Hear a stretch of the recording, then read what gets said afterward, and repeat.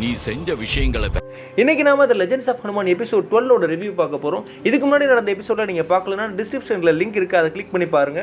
இதுவரைக்கும் நடந்த எபிசோட் அங்கே எப்படிடா போகிறது அப்படின்னு யோசிச்சுட்டு இருக்காங்க. அங்கே இருக்க ஃப்ரெண்ட்ஸ் எல்லாம் சேர்ந்து ஒரு குட்டியாக மரப்படகு பண்ணுறாங்க. இது வரைக்கும் நடந்த கதையில் அவர் எப்படிலாம் ஹீரோஸ் அடிச்சு தம்சம் பண்ணார், எப்படி இவங்க எல்லாத்தையும் காப்பாற்றினார் அப்படிங்கிறத சொல்கிறாரு.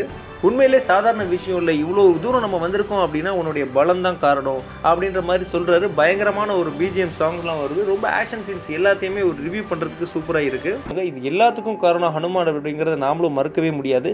அவருடைய பலத்தினால தான் எல்லா வில்லன்ஸையும் அடித்து தம்சம் பண்ணாங்க. இவ்வளோ இங்கே சூப்பனைக்கு ஒரே அடியில் ஹனுமான் தகுத்திடுவார். அந்த அளவுக்கு ஒரு பயங்கர பவர்ஃபுல்லான ஆளாக இருப்பார்.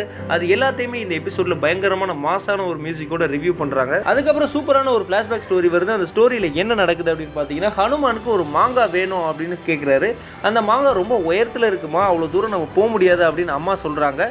ஆனால் ஹனுமானுக்கு அந்த மாங்காய் தான் வேணும் அப்படின்றாரு. அந்த மாங்காய் எடுக்கிறதுக்காக ஒரு மரத்தில் ஏறி போய் பார்க்குறாரு. மரத்து மேலே ஏறினா அந்த அவர் மாங்கான்னு சொன்னது சூரியனை தான் ஒரு மாங்காய் நினச்சி அது எனக்கு வேணும் அப்படின்னு நினச்சிருக்காரு. சரி, அந்த சூரியனுக்கே போவோம் அப்படின்னு அங்கேருந்து ஒரு ஜம்ப் அடிக்கிறாரு. பூமியெல்லாம் தாண்டி பயங்கரமான ஒரு உயரத்துக்கு போகிறாரு.